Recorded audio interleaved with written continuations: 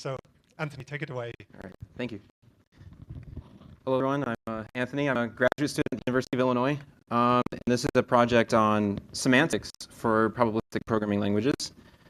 A little bit about me. I do math. That started out as topology and logic, but now through an internship at Sandia, that's really moved toward PL theory. So this is joint work with John Aytac. Shout out to him. And what we're working in, with the field we're working in, is trying to come up with an abstract machine semantics for inference. Why are we doing this? Well, we're really aiming for higher order contextual equivalences in probabilistic programming. This is actually something that's going to be rather difficult to do because probabilistic programming shares a lot of similarities with another programming language idea, fresh name generation. And already in fresh name generation, we get these higher order equations, which are things we want to verify, but are things that are rather difficult to verify. So this sort of Rosetta Stone to go from probability to fresh name generation is this grabbing a fresh name that is literally sampling a random variable. And then what I've written down below is this one example of a higher order equation called the privacy equation for fresh names. One that famously is proven for some models of fresh name generation in Ian Stark's thesis on it, but not all. So if we take a step back now, we have these denotational models for probability through, say, quasi-Borel spaces. These aren't fully abstract, precisely because they do not prove the privacy equation. So what can we do instead? A lot of the denotational models, the way they work is using some sort of monad, like a name generation monad, to describe how to obtain a fresh sample. However, we don't actually need to use this process of how to describe a fresh sample when we're reasoning about a fresh sample once we have it. And so we're going to kind of split the problem into two pieces. Obtaining the fresh sample and then using the fresh sample. And this makes use of a pretty recent tool called atomic sheaf logic. Came out of a paper by Alex Simpson last year. And the kicker here is that while there are many possible approaches to obtaining a fresh sample, all those approaches, in a sense you can make precise, are this thing called atomic equivalence. So if we can somehow figure out a way to build in atomic equivalence, then whatever that framework is a way to talk about fresh samples without getting into the details about that process of how to obtain that fresh sample. In some sense, since we can kind of recognize what a fresh sample looks like, if we can pick a sort of non-deterministic rule for, okay, if you just give me a fresh sample, any fresh sample, and I know how to use it, then atomic equivalence is going to sort of make that non-deterministic idea deterministic. All right. So I talked about how we're going to split the problem into two pieces, this notion of contextual equivalence in probabilistic programming. The first piece are these contextual equivalences, these equations coming from the usual semantics of a programming language. So we can think group one being, maybe this is where an abstract machine lies. Maybe this is where some sort of denotation lies, but this is the familiar equations we might expect from a programming language. Whereas group two is this new phenomenon in the context of whenever we have sampling. So in the case of probability, we have a notion of entropy, and our random variables now are going to take seeds in the entropy and push out values. So they're of course functions from a source of entropy. On the other hand, there's another paradigm here taking advantage of that fresh name generation analogy. That source of entropy kind of behaves like a source of fresh names, and so there's this idea here where symmetries in that source of entropy kind of behave like alpha equivalence of names, and that's those kind of alpha equivalence type equations. I'm going to call those group two. So here are two examples of that. I sort of just described it. The first one is that alpha equivalence as we perhaps normally expect it in the context of names. The second one appears in the probabilistic setting already from a while ago. where here symmetries of the source of entropy are, literally speaking, symmetries of some probability space. We see this already where our contextual equivalences now for probabilistic programs they are preserved by these sort of measure theoretic symmetries.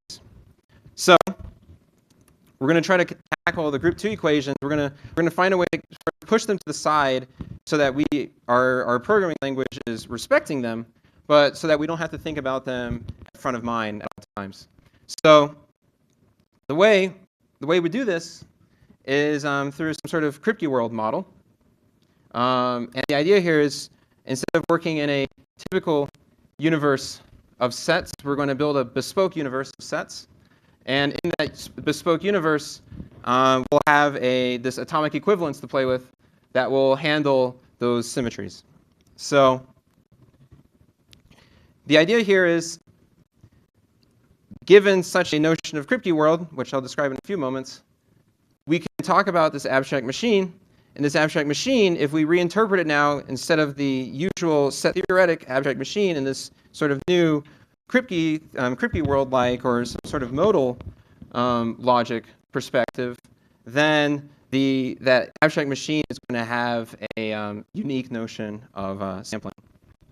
So to really point out where this crypty worlds are coming to use, there are those group 2 equations. Those are those equality up to renaming type ideas. Those are going to be handled, literally speaking, through those worlds. All right. So I talked about how there's going to be this bespoke universe of sets. To accomplish this, in order to bring in atomic equivalence. What do I really mean by that?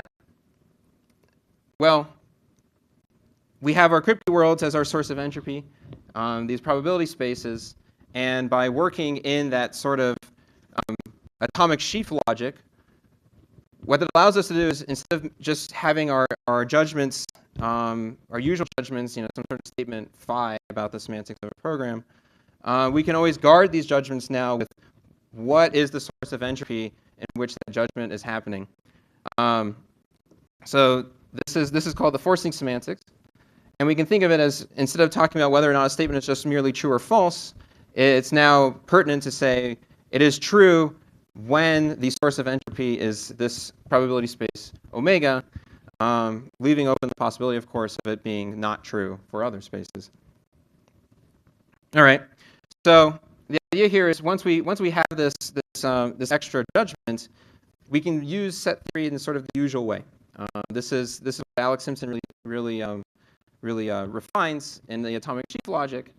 But we treat our we sort of replace anything that looks like a set with now this atomic sheaf, and now we can talk about an abstract machine in much the same way we would in the traditional way. We have instead of a set M, we have a sheaf M of states of some system, and we have some relation just saying when does one state rewrite to the next state. And instead of talking about this as a subset, we'll talk about it as a subsheaf. And so the sort of statements that we would, sort of soundness statement we would expect from such a system, instead of saying that this is an abstract rewriting system that is strongly normalizing, we could now guard it with the source of entropy, omega. All right. So why do this? Well, atomic sheaves, unlike sets, have atomic equivalence. So if we write our abstract machine in this framework, now all of a sudden we can talk about atomic equivalence of states. We can talk about atomic equivalence of sampled variables, and that will be our surrogate for equality now. This is our equality up to renaming, but moved to probability.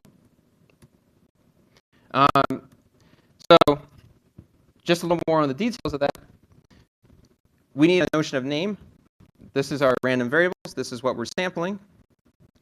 And the point here that one can show is that this construction that takes in our probability space and outputs now a set of random variables is an atomic sheaf. So it fits into the framework.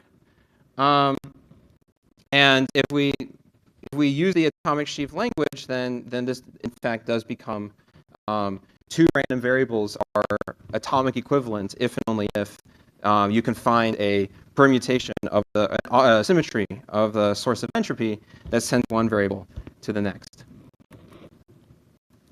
Once we do that, the machine looks a lot like a stack-based machine.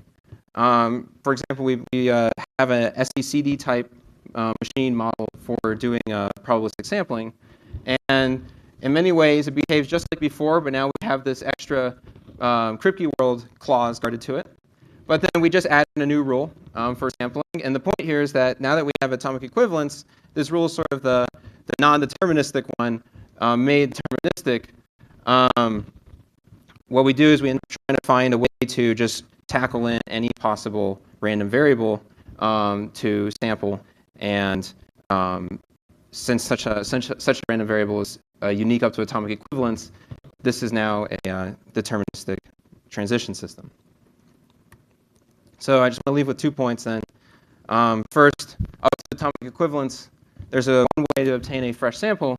And so then if we move our paradigm now from set theoretic to atomic sheaf logic, then our abstract machines can talk about how to use these samples, but without having to specify, say, a name generation monad or any type of mechanism for using of getting that sample. Instead, atomic equivalence will just give us that for free.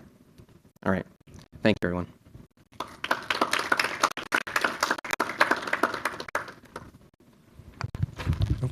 Thank you, Anthony. We have about 2 minutes for questions. Our next talk is remote, so if AVD can start setting that up.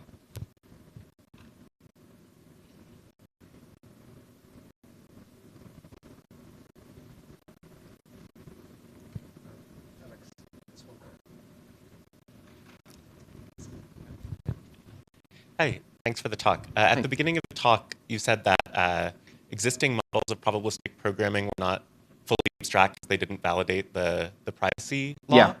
Yeah. But I thought that quasi-Borel spaces do validate the privacy law.